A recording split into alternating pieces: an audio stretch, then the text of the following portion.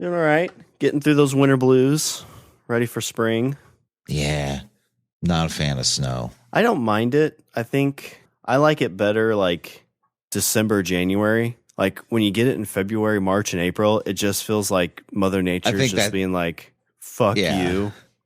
I think that's everybody. I think everybody's like once New Year's is over, everybody's like, all right, the snow can fuck right off. Yeah.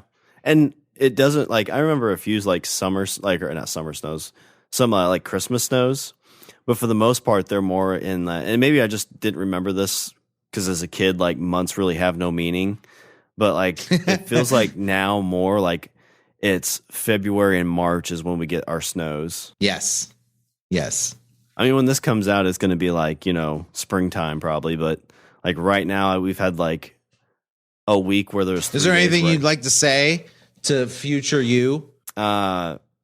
Make sure you edit this well and don't screw it up. You're so hard on yourself. I know. I am.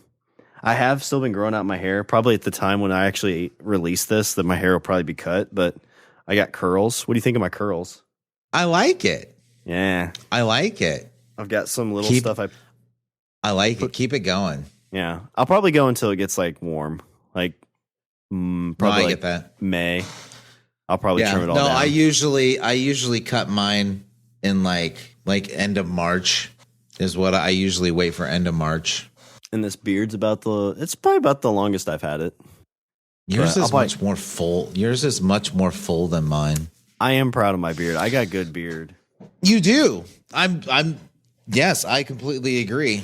But my whittle peak doesn't show through as bad. Kind of gets hidden a little bit. I'm saying, keep it going. Yeah. And like go crazy with it. Since I moved in the country, like I feel like I put my hat on, like my old trucker hat, and I got like the redneck curls going on in the back. Like the backwoods guy. And, like you walk into a grocery store and like women are like, whew. I feel a little scared, but I feel safe at the same time. I'm like, you should feel neither one of those things with me. You should get it to where it'll pull back, and then it's got to be close. Well, no, then you could be like the Highlander. Yeah. Ooh. Speaking of, I have Highlander reboot news. Weren't they going to do that for a while? Yes, but apparently they have cast a Connor McLeod. I always forget which one's which because there's Connor McLeod and there's Duncan McLeod. Duncan was in the television show and Connor was in the movies. But so this is a straight reboot? I don't know. I don't know the context of the reboot. If it's I think it's a straight reboot. But they have apparently cast Henry Cavill as the role for the Highlander, which I am down with. I'm pro that. He's right. So I meant to talk to you about this a while ago. So Henry Cavill, he's Superman. He's Geralt, our Witcher. He's going to be Duncan or Connor. We don't know which because we don't remember which one's which. He's going to be a McLeod. How about that? But he's I saw this thing online because he's a ripped dude. Like I think he's somebody too that said like he wants to stop doing a lot of these very heavy movies. I might be thinking of somebody else, but I thought it was him because it's just maybe it was Chris Hemsworth that said this. But either way, same thing. Like these guys who eat and work out in this regiment that makes them look like that. Like, I think it was Hemsworth that said this, that like basically like if he doesn't, like he's at the point now where if he doesn't work out, like his body hurts. Well, and I think if he keeps going, like he's going to have really bad issues. Like I don't know how The Rock is still doing what he's doing. Like he might just be a freak of nature because The Rock's workout regimen, he says he works out twice before most people get up. He does a weightlifting session for like an hour and a half at like 2 a.m. He eats breakfast and then he does like cardio for another hour and a half. Yeah. Oof. And my wife's like, hey, I bet you could look like that. I'm like, well, I mean, if we invest in, like HGH and a personal chef and get gym. a whole nother person to do those things. But get The Rock to do those things, then yes, I would look like The Rock. If you replaced me with The Rock, then yes, I would look like. But there was a bunch of interviews with him where they were showing like how women that he worked with would say a lot of very like sexual innuendo things about working with him, like in the interview, where it's like, oh, it's okay, it's Henry Cavill. Like we can talk about how like I don't remember who it was. One was like, oh, like in every scene I just touch his chest, and even if the scene didn't call for it, I would just touch his chest, and you could sense like the very like uncomfortableness from him on that. Yeah. Where he was just kind of like, man, like I like don't touch me. Like I am a man. I'm not your toy. It's more like one of those guys that like you see that work out and they get in like really good shape, and then you're like, oh my God, you look good, and you're like, they like start like covering up, like they're embarrassed, like, oh, like don't look at my muscles. That's why I always wear long sleeve shirts. Well, if he had it his way, he'd hang out and fucking play PC games and paint and play Warhammer 40K all goddamn day. Yeah, he's like a straight nerd. I forgot all about that. Like, like he built his own PC was a big thing. I know he's at Warhammer. Yeah, he's super into Warhammer right now. I feel like he's got his own army that he painted, his own hand painted army. I was gonna say like he seems like he'd be a cool dude to hang out with, but I think in terms of like if you really really knew him maybe, but like if it was just like, oh my God, come to our D&D group, I bet he'd be kind of like awkward and uncomfortable. I think he said he almost missed the Witcher audition because he was WoW rating. That's awesome. He's perfect for that role too. I told you about I'm listening to the Witcher book, and like I don't know if he listened to those. I bet he has, upon as well as reading them. But like he's got the same cadence as the guy who does the audiobooks. So for the voice, I guess he pulled the voice mainly from the game or games. Nobody really asked him to. He just kind of did it on his own. Like I think he just figured like the story was like close to the books, but a lot of people would watch it and kind of expect stuff from the game, and so he figured if he could take anything, it would be that. So that's why like he kind of talks the way he talks. Yeah, and that's really the only source. I mean, like the books, like you'd say that's a source for it too, but really the only thing that's got like something to look out to is that it's not like the Batman where there's been like 7 Batmans in the world that you could pull some kind of, inspiration from. Or you could be Robert Pattinson and be really, really sad. Yeah, I got my tickets for that. Again, I think this comes out after that's been out, but I'm going to go see it. I'll probably go see it, but like, I don't know, man. Like he just looks so sad. He does. I can't. He got fat. I thought Affleck was sad, but this dude, oof. Yeah. Yep. Throwing on Cure albums. I thought I saw somewhere where they showed like his playlist, and it was like the Cure and like all the super emo stuff. Like, God damn it. Like, you're like, I get it, like somebody shot your parents and that sucks. But like, you have like $1 billion. Richard, $1 billion doesn't buy you new parents. Yeah, but like, do you have to be that sad all the time? I don't know. Like that was kind of the thing. Like I feel like people would put 2 and 2 together a lot faster because they'd be like, Bruce Wayne looks really sad all the time. So does Batman. Be like, Bruce Wayne looks like if you crossed him, he'd beat the shit out of you. He's about the same build as that Batman. Wait a second. And they both act just as sad. That's how he gets those wonderful toys. From the trailers, though, I'm getting more and more of a Court of Owls feel. Like we're gonna see the whole like Bruce Wayne has a brother, because that's the whole Court of Owls storyline. Like I'm fine with Batman being like a moody, broody asshole. I'm totally fine with that. I get that. But like Bruce Wayne needs to not look like he's ready to march in the Black Parade. That's all I'm saying. Well, and that's the whole thing. I don't remember if it was you or who it was, but it's like, Batman is like the true Bruce Wayne, and then Bruce Wayne is really the alter ego. Like that's who he's pretending to be. So you would think that it would be much more of an act, like even if you play off fake happy, like I'd be fine if he played off fake happy when he was Bruce Wayne. I mean, Christian Bale did that, and so I mean, I guess every Batman's done that. Although Michael Keaton's was kind of the same, where he was kind of the brooding billionaire. Yes, Yes. I forgot about that. And honestly, that's why Keaton was always my least favorite Bruce Wayne. And see, he was really my first one, so that's kind second of what least favorite. He's no Clooney, but yeah, that one's rough.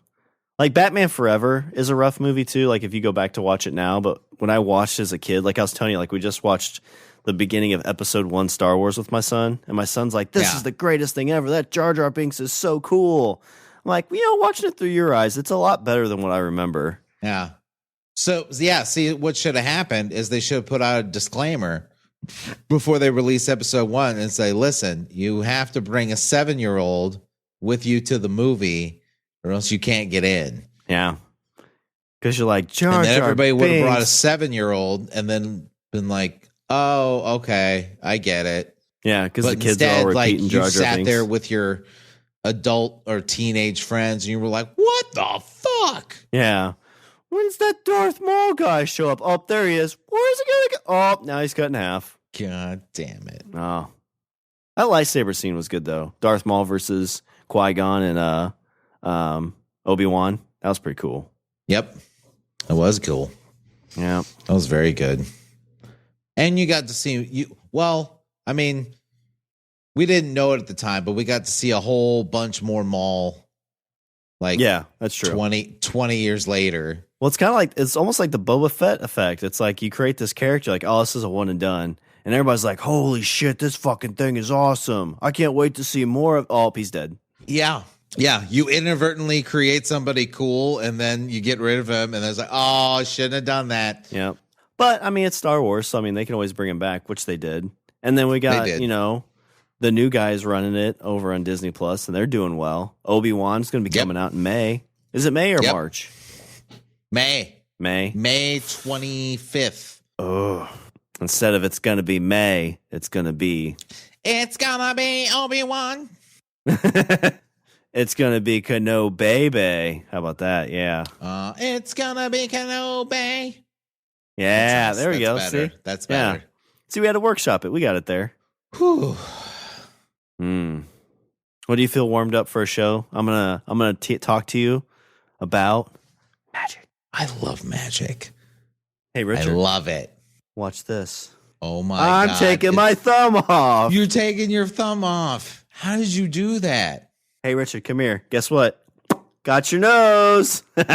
Give it back. Oh, here you go. Oh, wait. What slot do I put it in? Don't you ever. All right, let's do a show.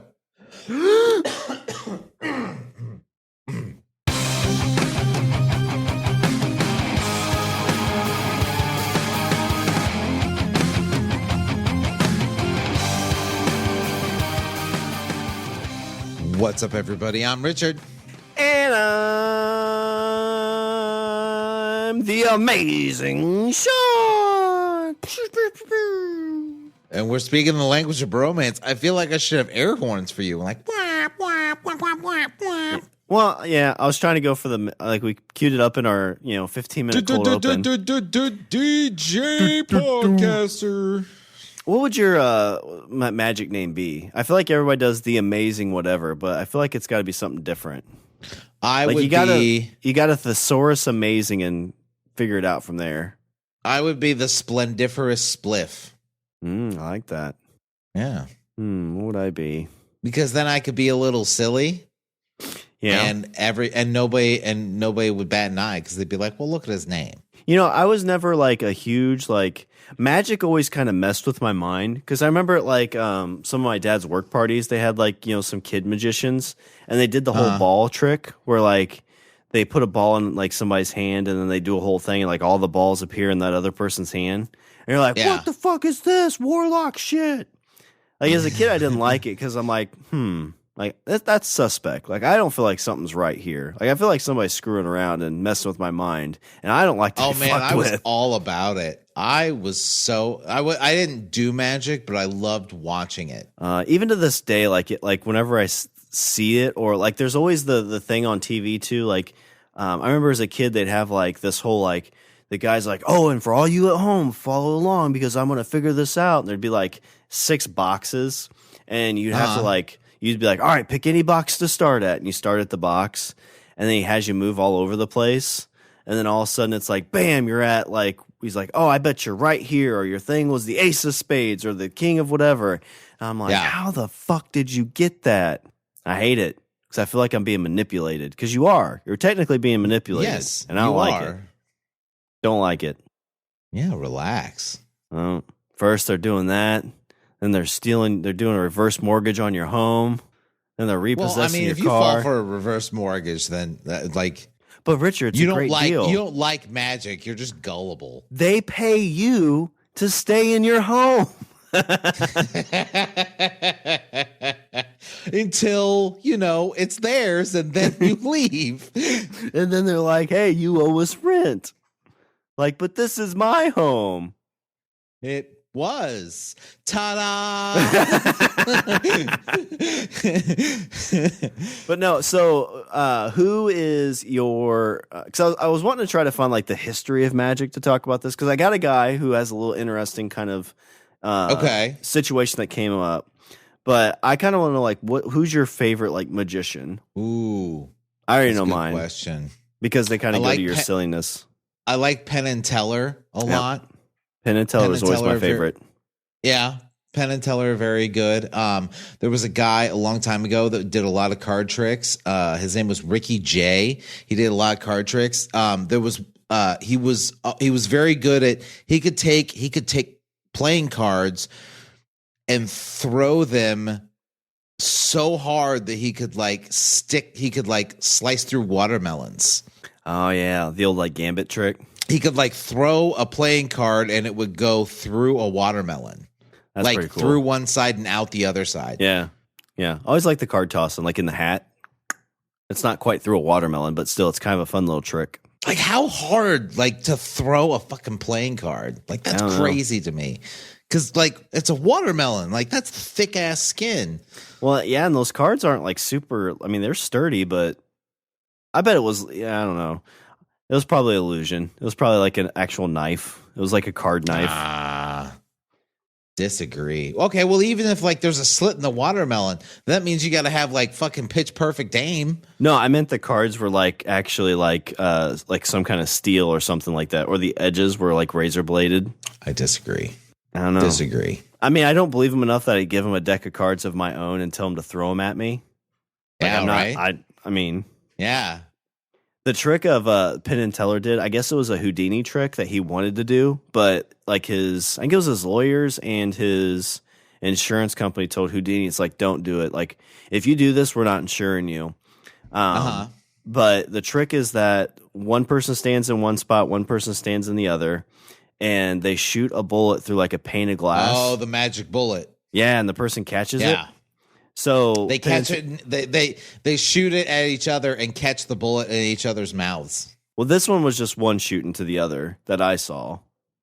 But when Penn and Teller were like, "Oh, Houdini said he couldn't do this," his insurance and lawyers said not to, and they're like, "We asked ours," and they said, "Go for it."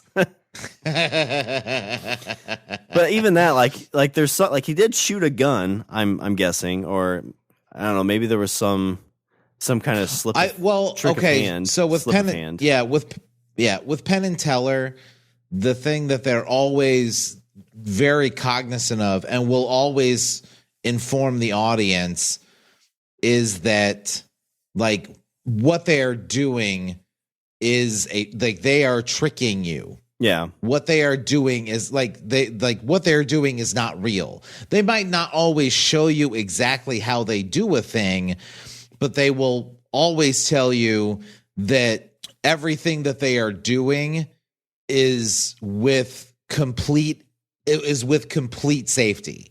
Yeah, it's all sleight of hand and kind of misdirection and stuff like that. Because I've seen a couple things that where they've kind of broken down some of their more simple things. Yeah, and especially with those two, it's like, oh hey, like they kind of walk through the whole thing like real slow. It's like, hey, yada yada, like I'm over here, blah blah blah, doing this, and then all of a sudden you're like, wait a minute, he's fucking with me, and you look at Teller, and he's like, wait, what was going on? And then they break it down again. You're like, fuck. Yeah. I got swindled again. I think the reason I don't like it is because it makes me feel stupid. Because what what they're doing. You don't need to feel stupid. Because honestly, a lot of it doesn't really have so much to do with intelligence. Like when misdirection is happening, it has nothing to do with your intelligence. It's about perception and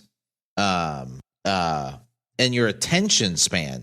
Like you every human being only has like so much bandwidth to take in and process information. Mm-hmm. And what they're doing is working.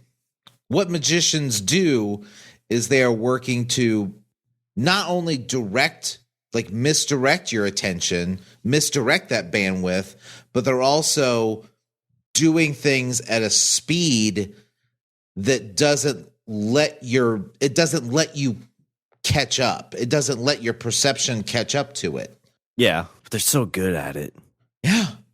Well, they've been doing it for like fucking 500 years, Shawn. Yeah. Well, I feel like that, like they talk about like being a stand-up comedian, like is really tough because you get booed off stage. Like I feel like being a starting out magician has to feel that same way, but even worse. Because like you're upstage and you're trying to misdirect people, and they're like, "I see it. It's a mirror." I'm like, "Oh fuck." Yeah. But if you're a comedian, it's just like, well, you don't get the joke. Yeah. Well, with magicians, like especially the ones that like rely heavily on like you were saying, like props and shit like that. Like, oh, there's a mirror over here and there's this over here. That's one thing. I think that the people that are really good is just somebody that's like really honed a specific skill, whether it's, I don't know, like sleight of hand and shit like that. Yeah. And it's definitely one of those things. Like, I feel like, cause I think I fell across somebody on Instagram that was doing some magic tricks. And I think she was kind of trying to do it slow, that like it didn't tell you how to do it. And even in the couple I watched, I couldn't figure out what she was doing. But that kind of triggered me to be like, man, I need to get on YouTube and just look up some of these things. Because when you see them broke down, like especially a lot of like the, like here's your straw, and then like they switch stuff around because they got a partner in the trick, I guess. Like you're like, oh my god, like I completely see like how that works and how that person, because they're focused on this thing here, and you're doing stuff behind their back, how they would not see it happening. I can do a couple card tricks. That's the extent of my like magic doing. I can do a couple card tricks and that's about it. I wonder if I should just like pick up like 5 good card tricks for the next party I go to. You should at least 2. That was my goal. Is like I'm gonna learn at least 2, and then that way I just kind of have something like in the back pocket to be like, hey, let me see that real quick. And then all the people there like, oh my god, you're a wizard. Yeah. And then somebody in the back is like, did I hear wizard? Burn that witch. Yeah. And then you're part of the bonfire. Yeah. That's why you don't go to any parties in the fall, Shawn. You wait till summertime. Yep. That's when they get a little nervous because it's like around Halloween. Yeah. Worst case scenario, they throw you in a lake and you can just swim away. Yeah, I was going to say you can swim. So, like, if he comes up, he's a witch. If he drowns, he's a witch. Yeah. You come up and you're like, not a witch. And you just swim to the other side. And you're like, no, I wish it was fall. If you drowned, then you were good. If you floated to the top, then they took you and burned you because you were a witch. If you drowned, then you weren't a witch. That seems like flawed logic. That's the way it worked, because evil floats. Evil wants to live, Richard. And then somebody's on a bridge and trips and falls in, and then comes up like, oh god, thank god I can swim. Oh shit. Yeah. Crazy times. That was the thing, is basically if they got you to the point where they threw you in a lake, then you're fucked either way. Because either A, you drown and die, and they're like, oh, guess we're wrong. Oh well. La-di-da-di-da-di-da. Yeah.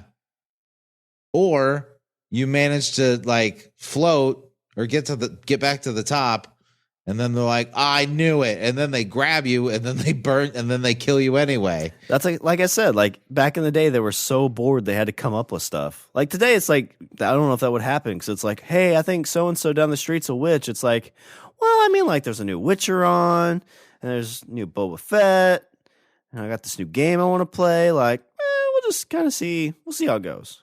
Too much free time. Idle hands, Richard. That's what it was. Idle hands float in the bathtub. Yeah, idle hands are the devil's playground.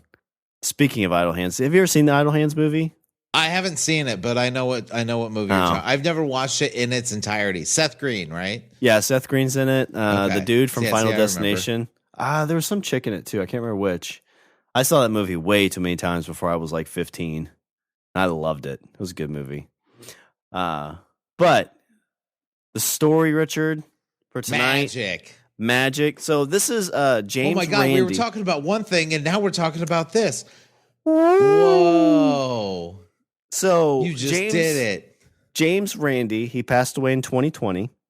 I know who James Randi is. Well, you might be able to add Amazing Randi. The Amazing Randi. So he was devoted most of his time to investigating paranormal, occult, and supernatural claims.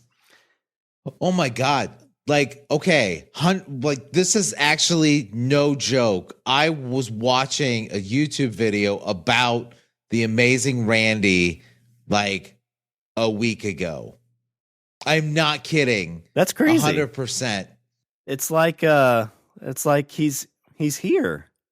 So actually, time out, because maybe this is a sign, because his when he retired, he started the JREF, which sponsored the $1 million paranormal challenge. Yeah. So Richard, so if somebody could prove that ghosts exist or that magic exists, like under, like basically he proposed conditions that it would be a thing. And if someone was able to prove something, then he would cut them a check for $1 million. Yeah, so note to self, I should have said earlier, if you hear some kind of paranormal stuff on this and it's Mr. Randi, the Amazing Randi, that dude's trying to hook us up. Maybe. That would be cool. Like, you think about that, like, wouldn't that be like the craziest thing in the world? Like, that's a podcast, like, movie right there. Like, two struggling podcasters with over 400 episodes who are just trying to make it in the world. They're at their wits' end. And they're contacted by the spirit of an old skeptic. Yeah, and the Amazing Randi. And he's like, it's all for you, bros. Yeah,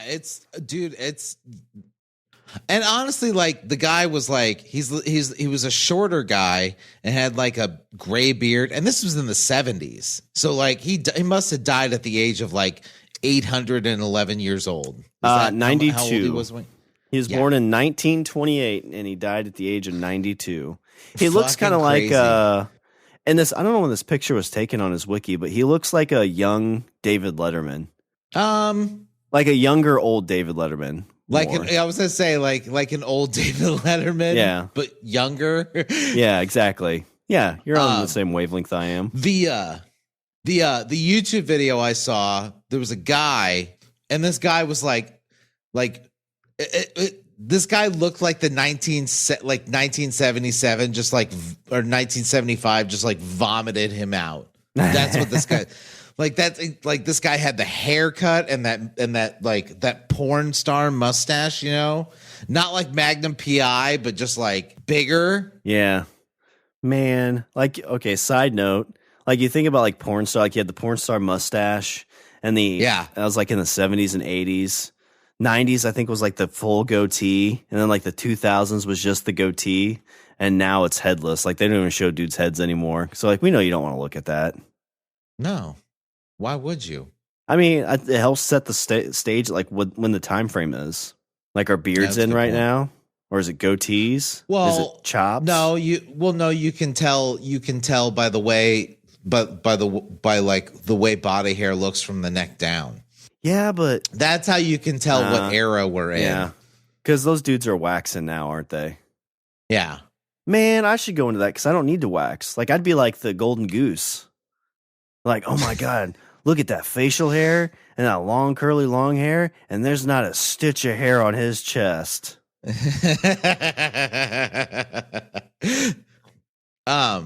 Oh, so anyway, so this guy, like I said, looks like fucking straight disco, right? I think in this YouTube video I watched, I think this guy, it was on a television show.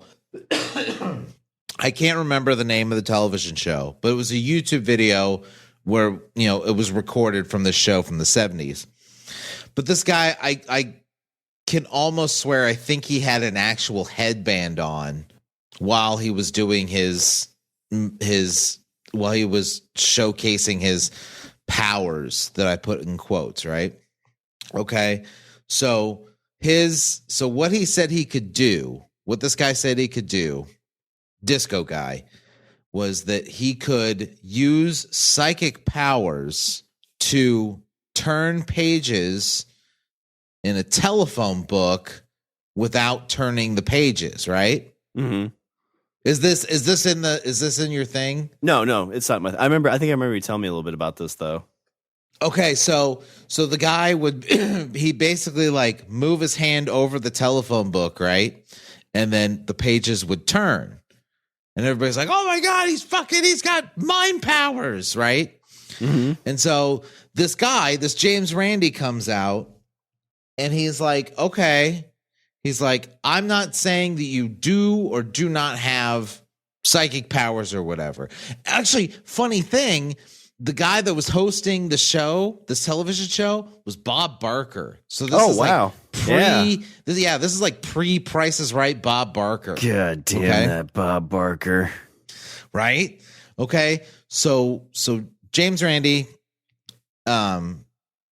like he never made fun of people. I think that's the thing that I noticed about like the stuff I saw about him, is that he never like made fun of people. Like he never walked out and be like, "You're fucking stupid if you think you have psychic powers, and these people are stupid for believing you." Like he never walked out and he never called anybody dumb for believing whatever they believed. But he was always like, I'm just going to present some conditions and see if you can recreate the same effect. And so they put the phone book down, right? And he has this little like canister, looks like a fucking peanut jar, right? He opens up the jar and it's full of these little styrofoam pieces, like just little pieces of styrofoam.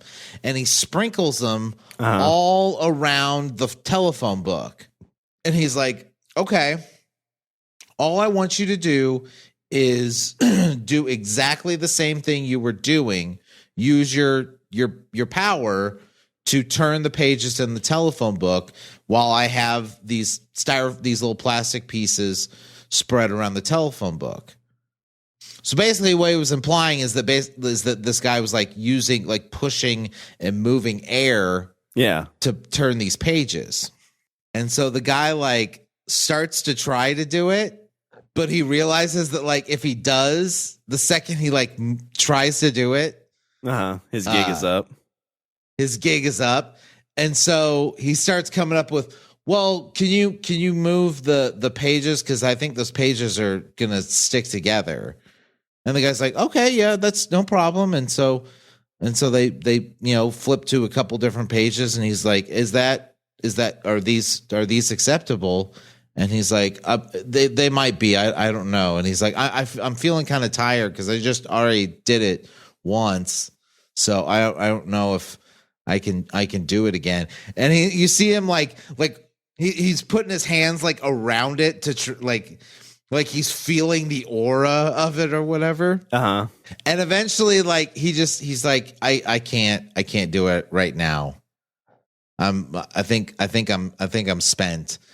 And you could tell this dude was like there was a rat running. You could see the wheels turning in this guy's head, trying to figure out how the fuck to bail out of this situation with any grace at all. Well, it definitely sounds kind of like Penn and Teller had that reality show where they'd bring on magicians, and the magicians would try to like trick them essentially.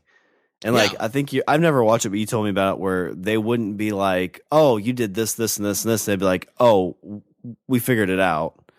And then if the magicians were kind of like, no, you didn't, they'd start like putting little nuggets out there of how they know how he did it.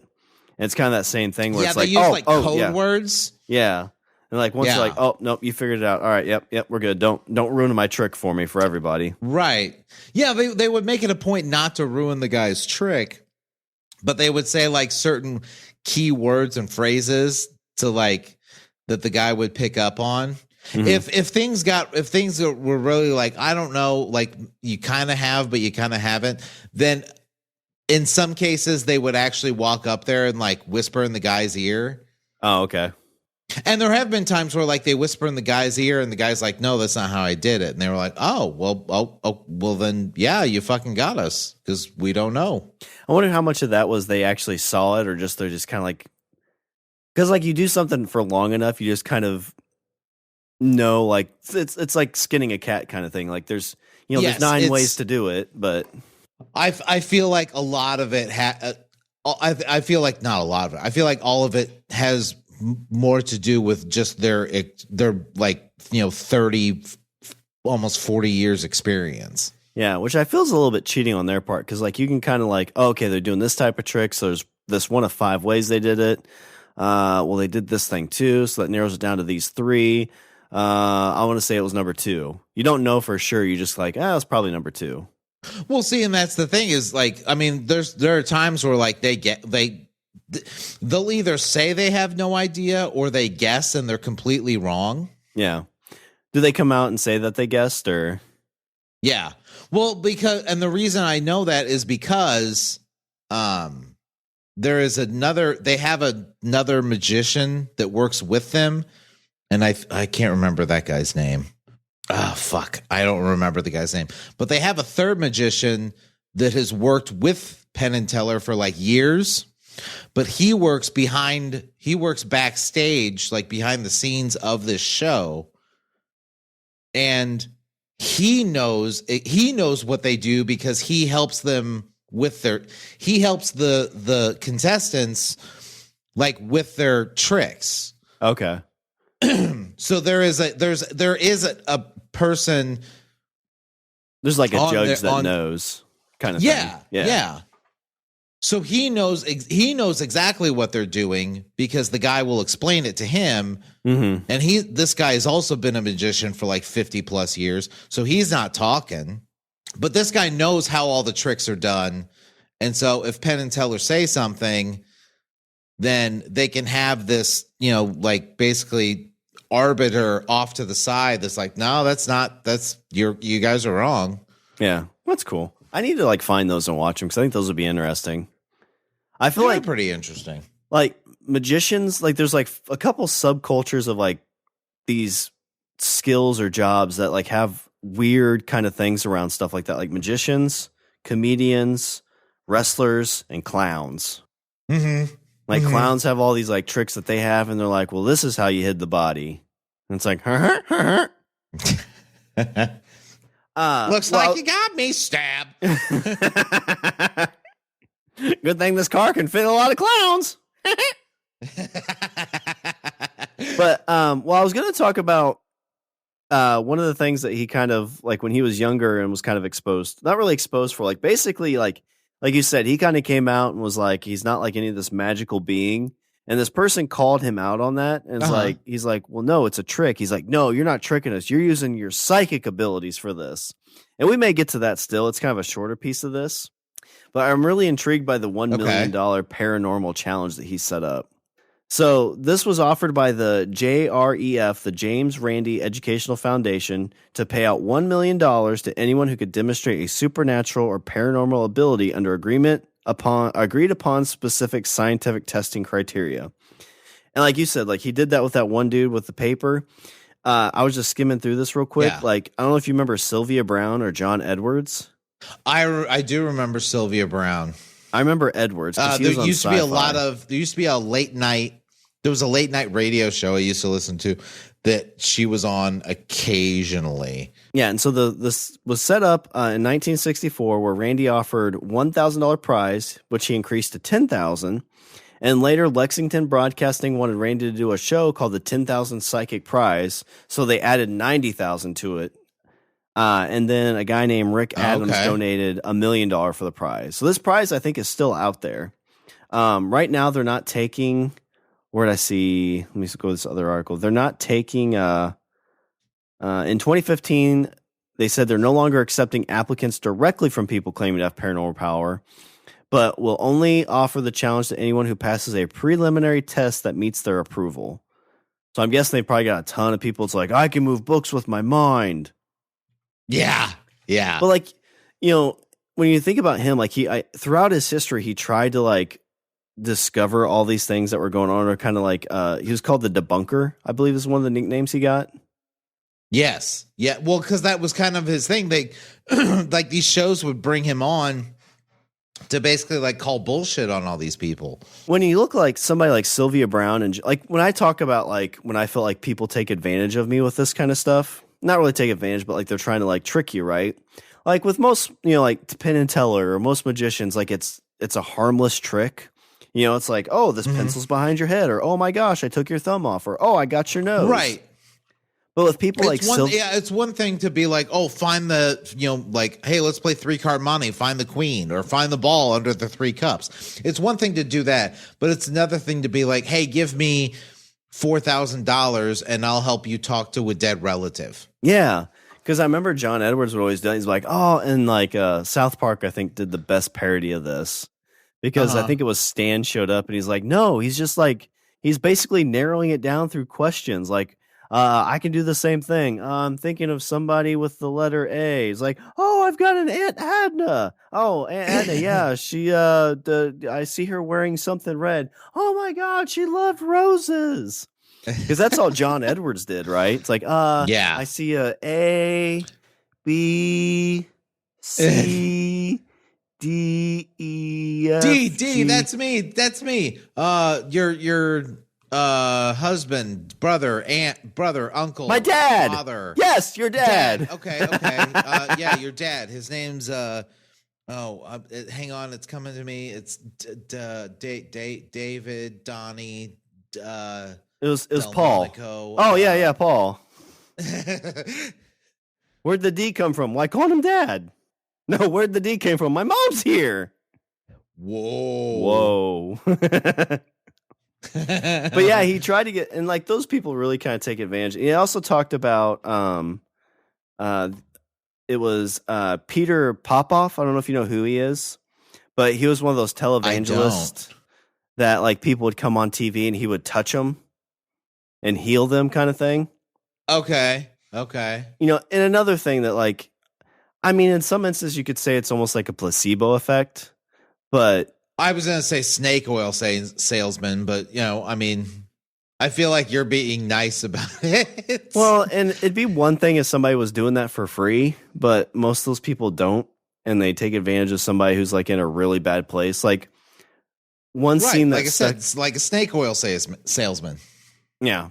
But like one scene that stuck out to me, like on Man on the Moon, when he was going through his cancer treatments. I guess he was like trying a bunch of different things, and he goes to India, where there's a long line of people with certain ailments, and like you see him like pull out like an eel or something out of everybody. Yeah, and Andy like Kaufman's supposed to be like removing the tumor or whatever. Yeah, and Andy Kaufman sees like it's just a sleight of hands, and he kind of gets a good laugh out of it. And so it's stuff like that I feel like he was just looking at this trying and then he died. He did, or did he? I think he did die. He died. Yeah. Let's see. So on Hang January, on, wait, he's talking to me now.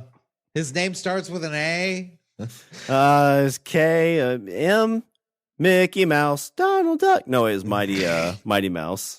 On January 4th, 2008, it was announced that the prize would be discontinued on March 6, 2010, in order to free the money for other uses. So the money's not available anymore. So now it doesn't. See, now that's the time that somebody's going to be like, hang on, I got it. Yeah, we already spent that money. Yeah, the Amazing Randi, he just wanted to get on a podcast. So that's why he brought this to our attention. And he's like, the greatest trick ever told was you losing $1 million. Ta-da! They did play an April Fool's joke with it on April 1st, 2008. Randi pretended to award the prize to magician Seth Raphael after participating in a test of Raphael's psychic abilities. Oh. Let's see. So like here's some refusals to be tested. So on Larry King Live in 2001, Larry King asked psychic Sylvia Brown if she would take the challenge, and she agreed. The Amazing Randi appeared with Brown again on Larry King Live on September 3rd. September 3rd, 2001. So 9 days before September 11th. Yeah. So what you're saying is not a lot of people remember it. Mm-hmm. Sylvia Brown is like, man, I wish something would take the heat off me. It's okay. Something will take the heat off me. Oh my God, I'm psychic. Ooh, you might want to use those powers in a different way. She again accepted the challenge. However, she refused to be tested, and Randi kept a clock on his website, recording the number of weeks that had passed since Brown accepted the challenge. What's funny about, so we kind of talked about this. So I've got that Kickstarter for Grimmer Space. So in a reverse way where she was probably like, well, I can't come on 9/11. Yeah. So like the Grimmer Space books that I've been waiting on since 2019, they're like, sorry, we can't get them to you. COVID. Yep. You can't have that PDF that we would email to you because the supply chain's backed up. Yeah, it's coming to me. It starts with a pandemic. That's what it was. But she died in, let's see, it said here, Sylvia Brown, I lost my spot. Again, accepted the challenge. However, she refused to be tested, and he kept the clock on his website. Eventually, the clock was replaced with text stating that over 5 years had passed. And then Brown died in 2013. So she did beat the clock. She did. I mean, well, she beat a clock. Yeah. Yeah. Did anybody ask her after she died? That's why he was looking at John Edwards. He's like, I see an S. I see a color, a dark color. He's like, Brown. Damn it. You got me.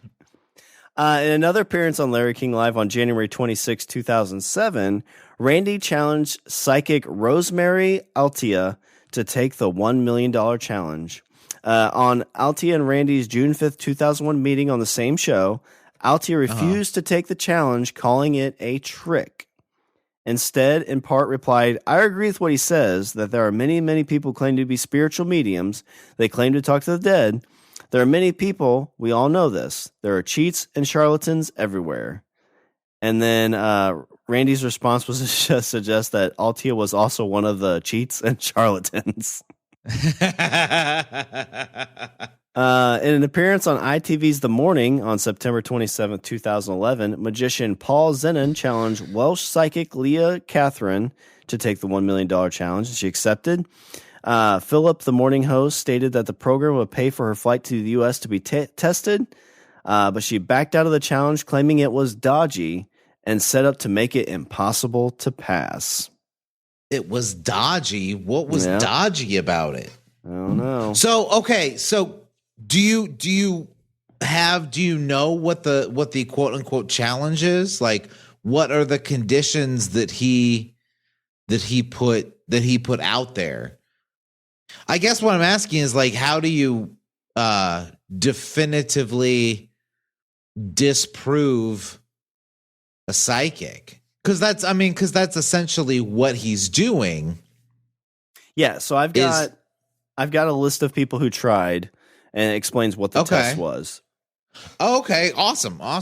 So I'm curious. Yeah. In 2007, Derek Ogilvia, which was mediumship was his thing, was tested to identify which one out of 10 toys is being used by a child at a particular time.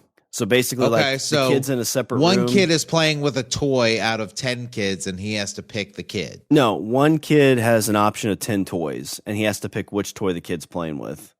Oh, okay. So, like, he's in a room with 10 toys, and the kid's in a room with 10 toys, and then he's got to figure out which one of those that the kid's playing with in the other room. So they're, like, identical. He failed that test. Aww. Which that one, like, you have a 10% chance. Like, you've got like better odds. Like, you have worse odds playing the lottery than that. That's true. In 2009, Connie Sony, her ability was dowsing. Also, it's in pendulum. I don't know if you know what that is. Dowsing. It's have you ever You ever see people that like are holding it's like a weight on a chain that they hold from their hand, and the weight like spins around and it like goes or does words or something. Yeah, kind of like a Ouija board where like they have like a thing on a table with like words and stuff on it, and basically like that person holds a ball on a chain, and the ball swings and moves to different stuff that gives them messages. Okay. Well, with her doing that, her test was to identify playing cards in a sealed envelope. So 1 in 52 chance, and she failed. Yeah. 2010, Anita Conan was medical dowsing. Determined by observation which of the 5 subjects were missing a kidney. Oh, so you just like look at 5 people? Yeah, that's a better. And pick which one doesn't have a kidney. That's a 1 in 20. Yeah, you got a 1 in 5. Yeah, 20% chance. She failed. In 2012, Andrew Needles was performance enhancing bracelet. So this was, I don't know if you remember. So I feel like at some point somebody would get it just like based on percentages, right? Like the law of averages would dictate that somebody would get it right once. Yeah. Well, I wonder if they passed one of these, if they'd be like, all right, well, here's challenge 2. Like you make it incrementally harder. Do you remember those bracelets that were supposed to be like super balancing? Like you go to any mall in America in like the early teens, and like they'd have you put your arm out and they like smack your arm and you like wobble all over the place. And you put a bracelet on. I don't remember this at all. Oh man, they were all over like the internet and stuff like that. Okay. And like they were like just like, oh, these are made of magnets and something else and yada yada. And the whole idea was like you put your arms out and they push you and you lose your balance because you're not expecting it, right? Like who would like right when somebody says, "Hey, put your arms out," the last thing you expect is for them to push you over. Well, there's a thing about like you wear a bracelet and it's supposed to have like some sort of effect. Like, isn't that why old ladies wear copper bracelets? Like, old ladies have like copper and like wear copper bracelets and stuff like that because it's supposed to do something? And they do reverse mortgages on their homes. All right, fair point. Touche. I mean, I think as much as you can believe any of it, like I don't think it's like FDA approved or there's no like scientific backing. But I mean, to be fair, I used to buy like they had what were they called? I think they were just called balance bracelets, and I used to get them on Amazon for like $2 or $5 a piece. And they didn't do anything for me. I just didn't like to wear watches at the time, so I would wear a little bracelet because they're just like rubber bracelets. Because I had White Sox ones. Sometimes you want to feel pretty. I understand. Exactly. Yeah, and you cycle it out. You get to kind of spruce yourself up. Now I wear watches. But yeah. So they basically like they knock you over, and so they're like, "Oh my God, your equilibrium and your balance and the Earth polar things are all screwed up with you. Here, put this bracelet on." And you're like, "Okay." You put the bracelet on and they try to push you and you don't move. You're like, holy shit, it fucking works. Yeah. Well, yeah, it works because you were expecting them to push you this time, so you braced yourself. But yeah, so Andrew Needles was the guy who did this, and distinguished participants wearing real product significant number of times. So he had to distinguish participants wearing the real product a significant number of times. I see. So like some people were wearing like some of these people have your bracelets and some people are just, have like a log on their wrists. Exactly. And he couldn't do it. Like he couldn't even identify his own product, Richard. That's fucked up. Yeah. There's 3 more. Like that's made out of wood, sir. Yeah. It's not even, stop pushing your name on it. This is a Wendy's. Stop pushing people. Hey, quit trying to butt. No, I'm just product testing. Yeah, your balance is off. No, sir, your balance is off. You owe us $14.92. Let's see. In 2013, Bram Adown, he said his ability was remote viewing. So he had to remotely identify 3 of 20 I guess he had to identify all 20 objects, but he only remotely identified 3 of them. Oh. Or maybe no, that was I'm sorry. His test was to remotely identify 3 of 20 objects. So he had 20 objects in a room, and like just identify 3 of them, and he couldn't do it. Oh. Which did he get any?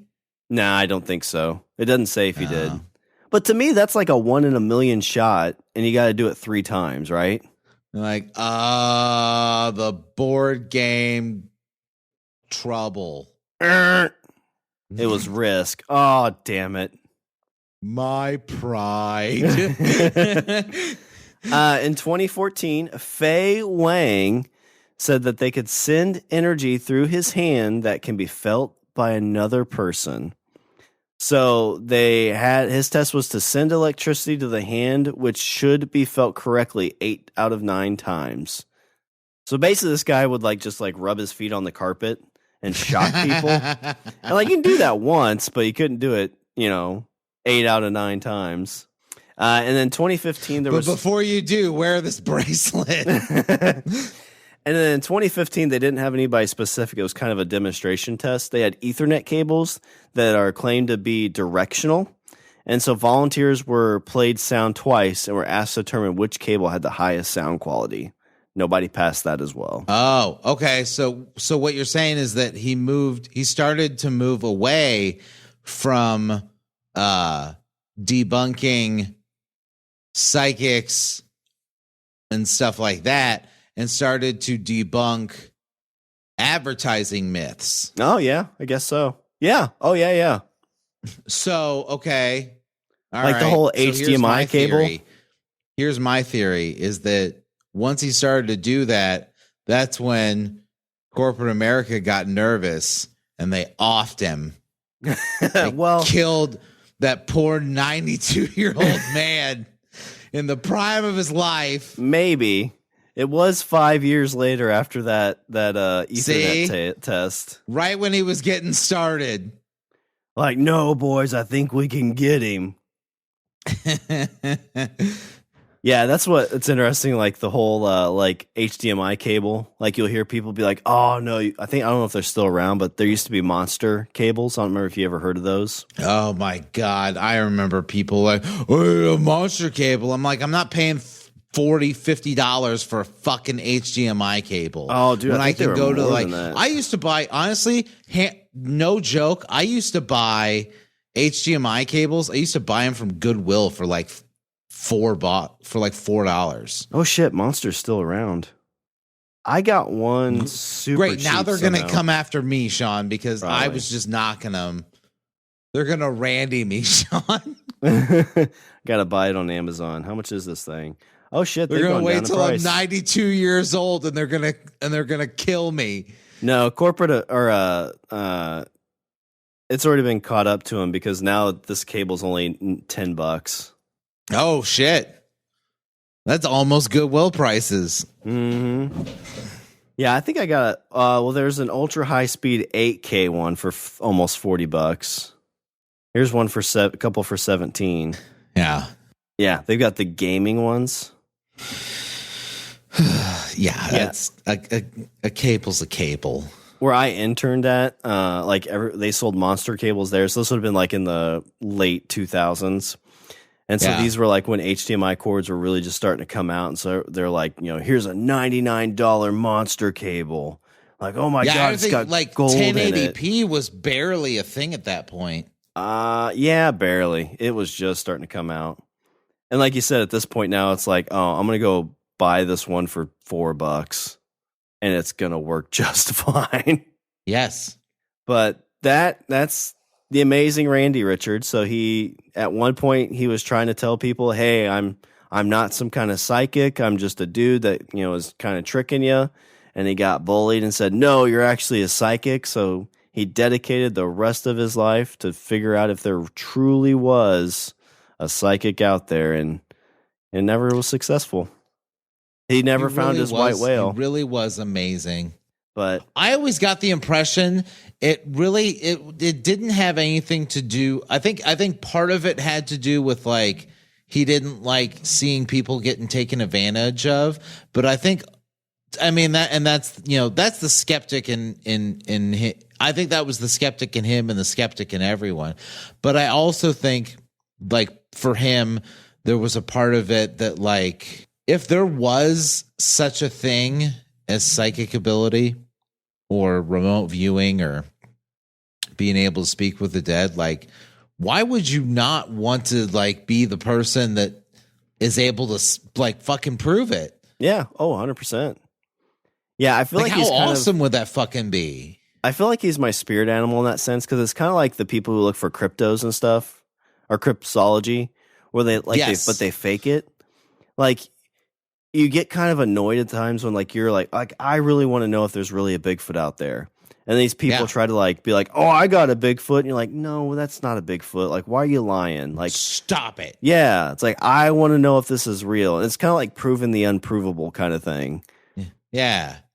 And there's somebody's like, I got a Bigfoot and he sells merchandise. And you're like, no, he doesn't. And then they kill you in the prime of your life. Yeah, but then there's one that says, I know a Bigfoot and he sells soap and he's a doctor. And you're like, no, that's Dr. Squatch. It's a great soap company, but they're not really big feet. Great. Now we're going to get killed by, I'm going to get killed by soap. It's your fault. Basically, the Dr. Squatch will just sit you down and, like, make you question everything in your life. That's not a plug either. I use Dr. Squatch soap. It's good. As long as he waits until I'm 92 years old, then he can have at it. Yeah. All natural. No chemicals.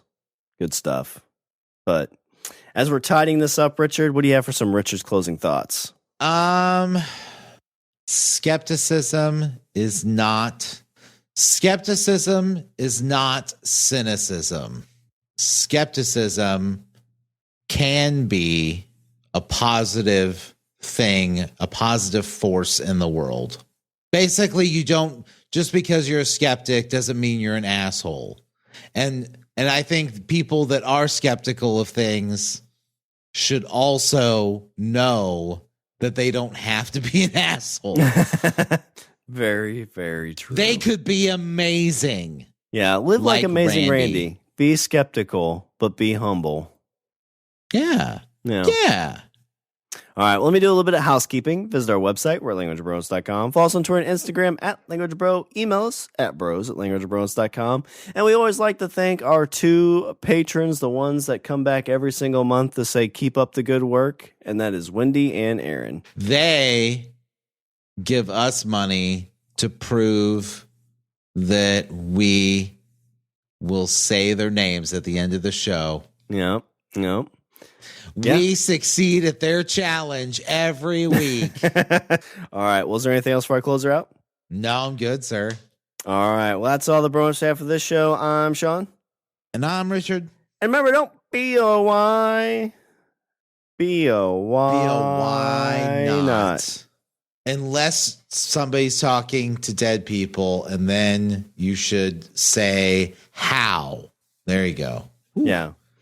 Well, that still holds true. Yeah. Well, make sure you have a code word with every single family member. Like Richard and I have a code word. No, we have a safe word. Oh. Wait, that's not the same thing?